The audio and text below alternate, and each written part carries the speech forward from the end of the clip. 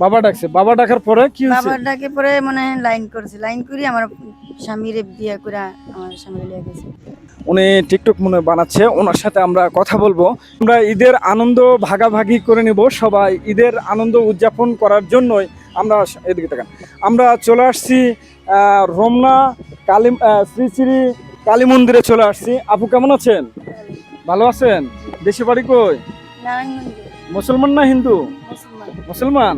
এই যে আপনি দেখলাম কিছুক্ষণ আগে টিকটক করতেছেন, আসলে কি এটা কি টিকটক করতেছেন? আচ্ছা, আজকে যে ঈদ, এই ঈদের যে একটা আনন্দ, বাড়ি আনন্দ ভালো না ঢাকা শহরে আনন্দটা ভালো? আনন্দটা এখন ঢাকাই মনে কষ্টটা ঢাকাই ঈদটা কাটাই। তো অনেকে যে এই যে মনে করে বাড়ি যায় ঈদ করার জন্য, কিন্তু আপনি যে বাড়ি গেলেন না, তো এখানে ঈদ করতেছেন, এটা কি আপনার ভালো লাগতেছে?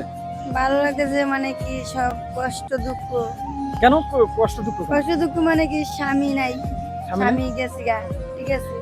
আমি এখন বর্তমানে আমার একটা সন্তান আছে, দুটো সন্তান আছে, সন্তানটা মার্কেট করে বেশি পাঠাই দিচ্ছি।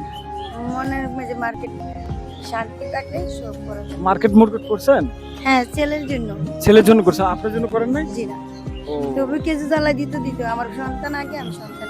তা আপনার কি, আমরা একটু জানতে চাই যে আপনার কিভাবে হাজবেন্ড চলে গেছে? মানে কি এনে আগে আসছিলাম আমি পল্টার মোড়ে, আগে রাস্তায় আসছিলাম, মানুষে কত না কত কইছে, রাস্তা না থেকে গল্লো, আমি গল লইলাম মান্ডা, এদিকে গল লইয়া থাকলাম আমার স্বামী লিয়া অনেক সিরি, আমার স্বামীরে মা ডাকলো, আমার বাপ ডাকলো, মানে আমার জামাইরে বাপ ডাকছে, আমার মা ডাকছে। কারণ আমার জামাই একটু জুম করে নেন, একটু জুম করে নেন। আমার জামাইরে বাপ ডাকিয়া আমার মা ডাকে বাপের লগে ঘুমাইয়া আমার সংসারে বিয়ে হয়ে গেছে। ও মানে মানে চিরি বাপ ডাকিয়া বাপ। এদিকে আসুন। আচ্ছা, ওনার যে, তো আমরা এই শ্রী শ্রী কালী মন্দিরে এসে একটা আপুর সাথে আমাদের দেখা হয়ে গেল। আপুর যে জীবনের একটু কষ্ট আছে, সেই কষ্টগুলো আমরা একটু শুনবো। ওনার হাজবেন্ড কিভাবে চলে গেল। আচ্ছা, যে আপনার যে হাজবেন্ড চলে গেল কিভাবে, আমরা তো শুনলামই যে ওনাকে একজন মহিলা ঘর নেওয়ার পরে, এটা একটু লাইন কাটে, ঘর নেওয়ার পরে মা বলে ডাকছে ওনাকে, ডাকার পরে ওনার স্বামীর সাথে মানে আমার স্বামীরও বাবা ডাকছে। বাবা ডাকছে, বাবা ডাকার পরে কি হয়েছে? বাবার ডাকে পরে মানে লাইন করছে, লাইন করি আমার স্বামীরে বিয়ে করে আমার স্বামী লিয়ে গেছে। আচ্ছা, আপনারা বলুন তো, পৃথিবীতে এই ধরনের ইতিহাস বা এই ধরনের ঘটনা আদৌ কি সম্ভব কিনা?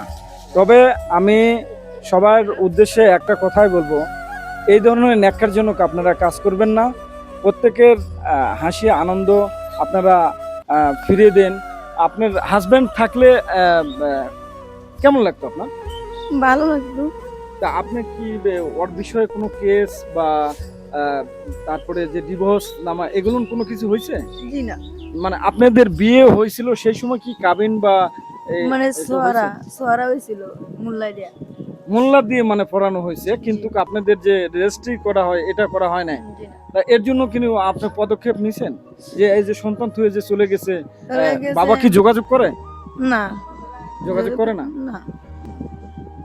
আচ্ছা, তো যাই হোক বোন, আপনার যে দুঃখ কষ্টগুলো মানে আমরা শুনলাম, তো হয়তো নিজেরই খারাপ লাগতেছে। দোয়া করি আপনার সুস্থ থাকেন, ভালো থাকেন, দেখে শুনে থাকবেন, ছেলেকে মানুষের মতো মানুষ করেন, যাতে খারাপ পথে না যায়, লেখাপড়া শিখাবেন।